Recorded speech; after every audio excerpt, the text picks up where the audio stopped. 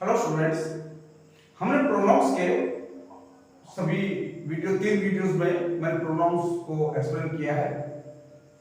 आज हम प्रोनाउंस का एक प्रैक्टिस सेशन लेते हैं। पहला हम लेते हैं पर्सनल प्रोनाउन का। पर्सनल प्रोनाउन का प्रयोग हम तीन प्लेसेस के लिए करते हैं। कौन कौन से? Nominative means subject, objective means object और पॉजिटिव, जिसमें पॉजिटिव के लिए हम पॉजिटिव एडजेक्टिव और पॉजिटिव प्रोनाउन का प्रयोग करेंगे। अब इस सेशन में देखिए हम चलते हैं, हम कुछ सेंटेंस के आधार पर आपको ये समझाने की कोशिश करेंगे कि कौन कौन से रूल्स का किस तरह से प्रयोग किया जाता है। देखिए हमने पहला सेंटेंस लिया है, we went to Kanpur yesterday. यहां पर प्रोनाउन क्या है? वी मींस ये कौन सा केस होगा? Nominative case. ये सब्जेक्ट के साथ सब्जेक्ट के रूप में आया, सब्जेक्ट का कार्य कर रहा है, ये क्या होगा? नॉमिनेटिव केस होगा। किसी क्रिया से पहले जब इस वर्ब को करने वाला जो व्यक्ति होगा, जो भी नाउन या प्रोनाउन होगा, वो उस नाउन से पहले आकर उसका नॉमिनेटिव केस बन जाएगा, उसके सब्जेक्ट के रूप में कार्य करेगा। तो हमें पहला ये रूल ध्यान रखना है कि प्रोनाउन जो नॉमिनेटिव केस होते हैं वो उनका संबंध सीधा किससे होता है? वर्ब से होता है, और उनका नॉमिनेटिव केस का वर्ब का प्लेस कहां पर होता है? वर्ब से पहले। पहले हम ये ध्यान रखेंगे। दूसरा हमारा सेंटेंस है you and he, means subject के स्थान पर आए हुए दो प्रोनाउंस यदि एंड कंजंक्शन से, और कंजंक्शन से, इस तरह के किसी भी कंजंक्शन से जुड़े होंगे, ध्यान रखिएगा सब्जेक्ट के स्थान पर आने वाले प्रोनाउन यदि किसी कंजंक्शन से जुड़े होंगे तो कंजंक्शन से जुड़े होने के बावजूद वो किसका कार्य करेंगे? नॉमिनेटिव का ही कार्य करेंगे। वर्ब से पहले क्या आता है? सब्जेक्ट आता है। ये जो दोनों प्रोनाउन है ये एंड कंजंक्शन से जुड़े हैं, ये यहां पर कोई और दूसरी भी कंजंक्शन होती, ये किसका कार्य करते हैं? ये दोनों किसका कार्य करेंगे? नॉमिनेटिव केस का कार्य करेंगे। ये दोनों नॉमिनेटिव केस होंगे, यानी सब्जेक्ट के स्थान पर आने वाला जो केस होगा प्रोनाउन का, वो नॉमिनेटिव केस होगा। तीसरा सेंटेंस देखिए, मोहन एंड आई। यदि एक नाउन और एक प्रोनाउन यदि किसी कंजंक्शन से जुड़े हैं और वो सब्जेक्ट के स्थान पर आए हैं, तो जो प्रोनाउन होगा वो नॉमिनेटिव केस का ही होगा। हमने यहां पर देखा ये वर्ब है, वर्ब से पहले आए हैं, बेशक यहां पर क्या है? ये एंड कंजंक्शन से जुड़े हैं, एक नाउन है और दूसरा प्रोनाउन है। ये प्रोनाउन होगा, ये क्या होगा? ये नॉमिनेटिव केस ही होगा। यहां पर देखिए हम इसको नॉमिनेटिव का प्रयोग कर रहे हैं, नॉमिनेटिव शब्द का प्रयोग कर रहे हैं, ये ध्यान रखिए। अगला सेंटेंस देखिए, I don't want to be he. अब यहां पर देखिए, यहां पर वर्ब है टू बी, नॉन फाइल वर्ब टू बी, और टू बी से पहले कोई नाउन या प्रोनाउन नहीं आया है। इसका मतलब यदि हम इस नो फाइल क्रिया को यदि हम फाइनाइट वर्ब बनाए तो हमें यह नहीं पता कि इसका सब्जेक्ट क्या है। ध्यान दीजिएगा, हमें यह नहीं पता कि इसका सब्जेक्ट क्या है। जब इस तरह की इंफिनिटिव वर्ब आ जाएगी जिसमें हमें यह नहीं पता होगा कि उसका सब्जेक्ट क्या है, तो उसके बाद आने वाला प्रोनाउन क्या होता है? नॉमिनेटिव केस ही होता है। ये प्रोनाउन जो आएगा ये क्या होगा? नॉमिनेटिव केस ही होगा।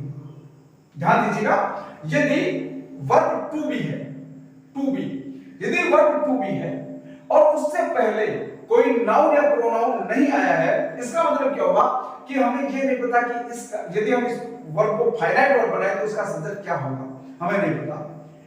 यदि ऐसी स्थिति आ जाए तो उसके बाद जो आने वाला नाउन जो प्रोनाउन है वो नॉमिनेटिव केस का होगा, ऑब्जेक्ट का नहीं होगा। ध्यान दीजिएगा, ऑब्जेक्टिव केस नहीं होगा, नॉमिनेटिव केस होगा। अब देखिए यहां पर है, ये लिंकिंग वर्ब है, बी यानी is and are, was were, will be, shall be, has been, have been, had been. यदि ये बी की क्रिया यहां पर आ जाए, बी का रूप लिंकिंग वर्ब के रूप में, तो देखिए ध्यान दीजिए, और इससे पहले भी सब्जेक्ट पार्ट आ जाए, ये क्या है? ये सब्जेक्ट है। यदि इससे पहले भी सब्जेक्ट आ गया तो इसके बाद आने वाला प्रोनाउन भी नॉमिनेटिव केस केस ही होगा, ऑब्जेक्टिव केस नहीं होगा। ये ध्यान देना हमको कि यहाँ पर क्या होगा, ये नॉमिनेटिव, ये इज है mark, was were, will be, shall B और हैज, हैड बीन।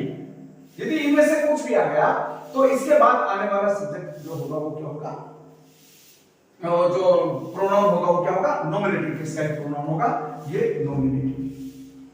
अब हम अगला देखते हैं। अगला तो देखिए रूल क्या है हमारा सेंटेंस है, इट इज, यहां पर टू बी है, यानी बी का रूप है यहां पर लिंकिंग वर्ब के रूप में। और ये हमने बताया कि यहां पर भी सब्जेक्ट हो और ये लिंकिंग वर्ब है तो ये क्या होगा, नॉमिनेटिव केस होगा।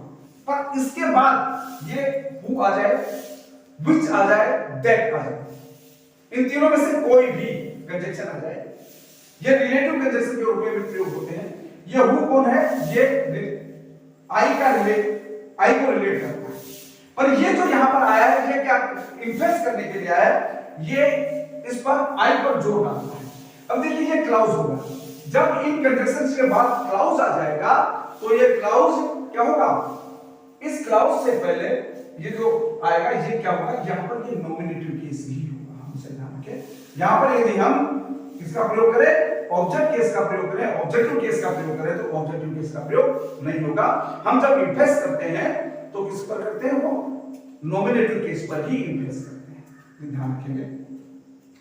अब देखिए यहां पर एक और सेंटेंस है, I know the man to be he, यहां पर भी टू बी है। देखिए यहां पर भी टू बी था, यहां पर भी टू बी था, यहां पर टू बी से पहले नाउन का प्रयोग हुआ है।